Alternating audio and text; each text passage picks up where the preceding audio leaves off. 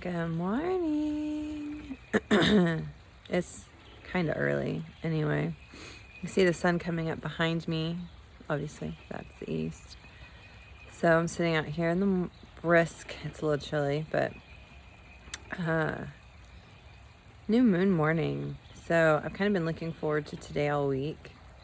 And can you see my pretend flock of flamingos? I need to find a new home soon. Love them dearly, but they don't fit my vibes very well. Anyway, off topic. Now that there's really an agenda for this. So, yeah, I spent some time in the yard yesterday. Shocker, I know. This is my favorite time to spend in the yard because Texas summers can be brutal. And I do more home projects in the summer when it's too hot. Granted, my kids will be in the pool all summer this year, so we'll see. This is the first time we've ever owned our own pool. So I'm setting no expectations as far as what I'm going to accomplish this summer. So anyway, so yeah, what else?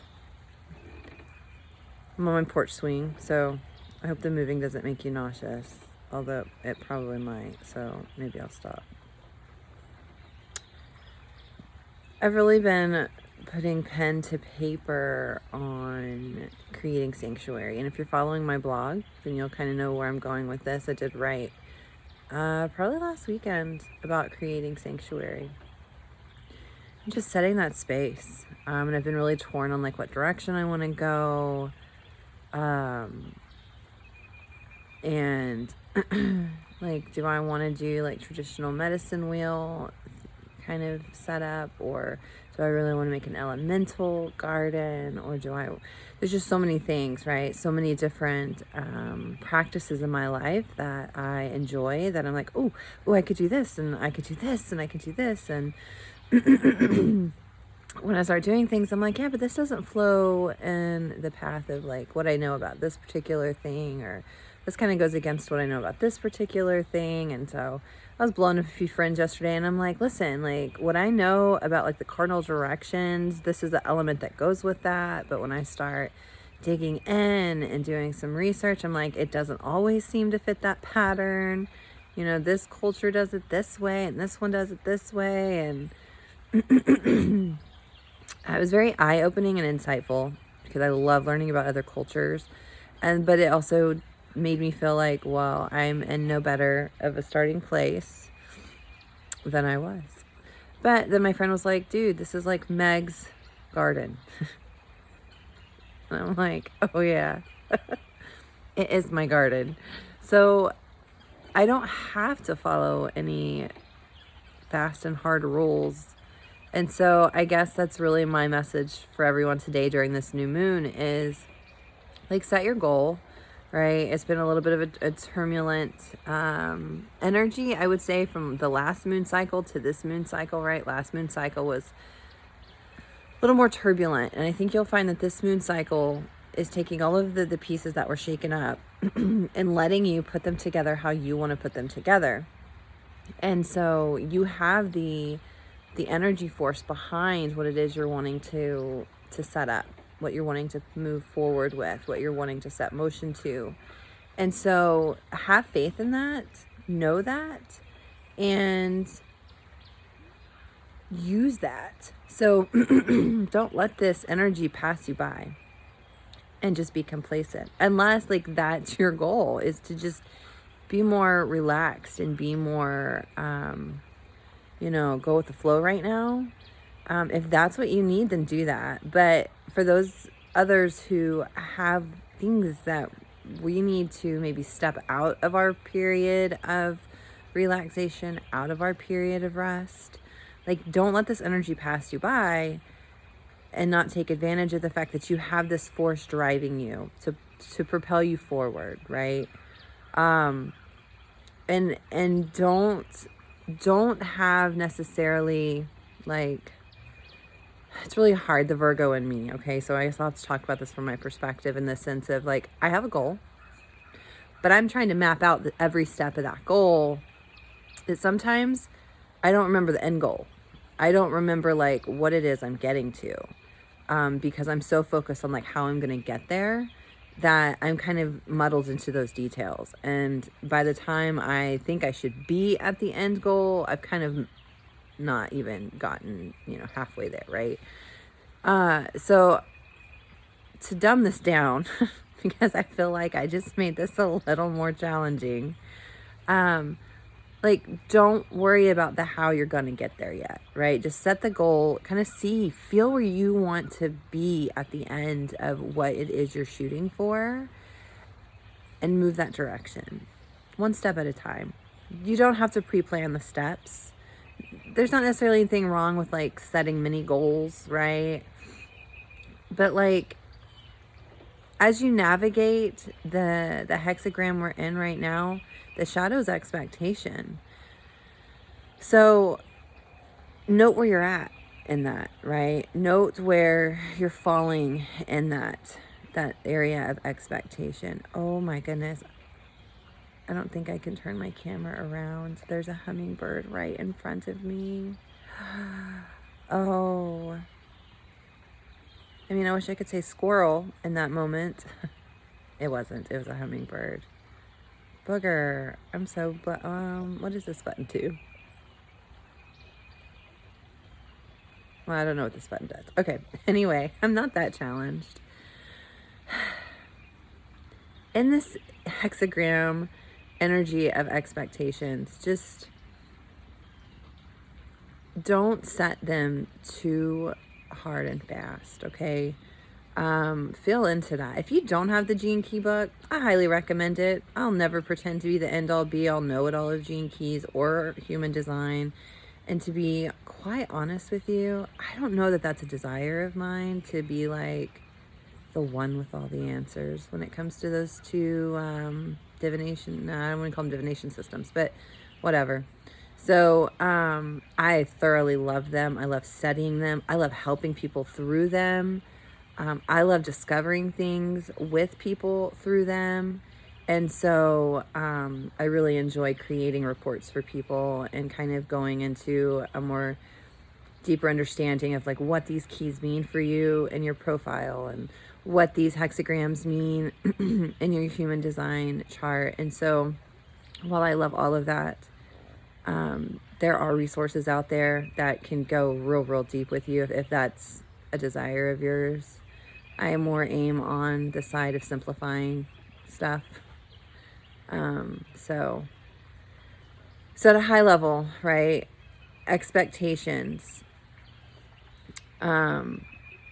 That's going to be kind of one of those barometers in the sense of what we're doing with this new moon, of setting motion forward, right? So set the motion forward, but don't let anything really get in your way. Don't let anyone get in your way.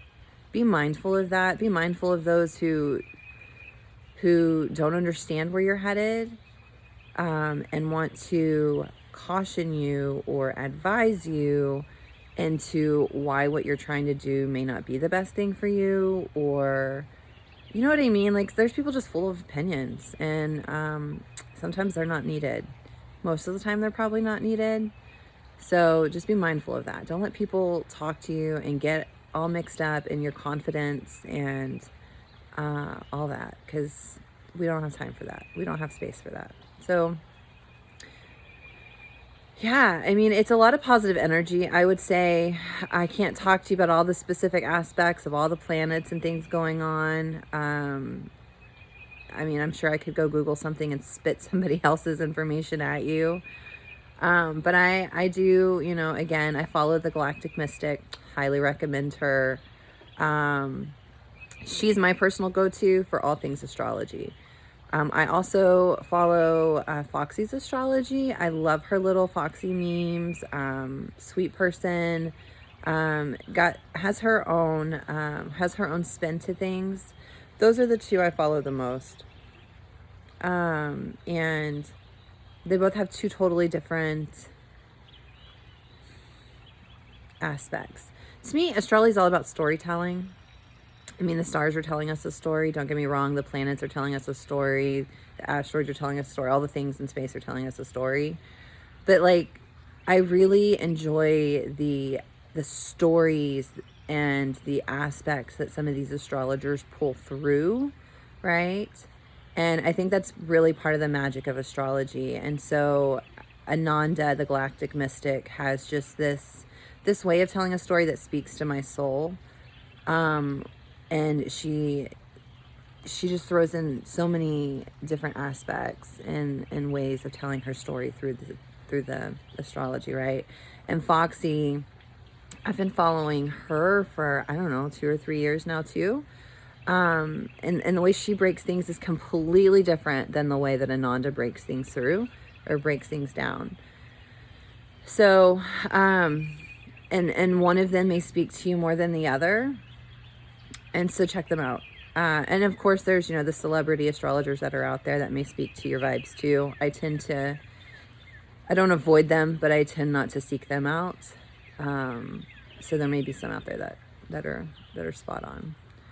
And speak to your vibes. So I've been rambling a lot today. You're welcome. And umming a lot, which I don't feel is quite normal for me. But I guess that's what happens when you take a sporadic moment to come out and talk with the birds in the background and hummingbirds flying about.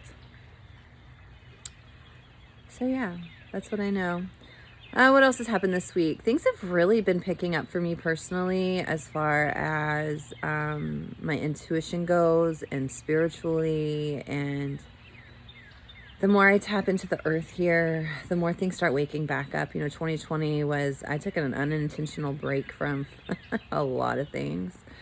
And that's okay. I was making a baby. I was trying to tend to my family who is now homeschooled, and my husband's home full time and has been for a year tomorrow, I'm pretty sure. He was laid off due to COVID. And so, it was a lot of adjustments. And so, that's what I was doing. And Lumi, my little baby girl, she's gonna be 6 months old this month. And I just adore everything about her. So she still has my full attention. Of course, these boys, 5 and 10, still have my attention. My husband still has my attention. He's my oldest child. And my rock in many ways. So anyway, again, more rambles. But yeah, so this week has been really inspiring and awakening. And as I get, closer and closer, to earth here and this wonderful piece of earth that we have now, things are waking up. Things are sparking interest. I've been communicating through plants a lot more, which was interesting to me. I don't know if you've ever heard of plant intuitives, but I kept hearing this week, plant intuitive. You're getting the messages. And so I was just like, well, I've never heard of that before. So we're just going to sit on this for a while. And then this book flew off my bookshelf at me. And I was like, oh, I hadn't seen you in a long time. And that's a thing of mine. I buy books. I buy lots of books. I don't read lots of books all the time. But then the books will draw my attention. And I'm like, okay, well, what do I need to know from this book right now? And that's a lot of what happens. Or I buy these books and end up giving them away to other people. And so this book popped out at me, and it was around the messages plants have. And I was like, whoa.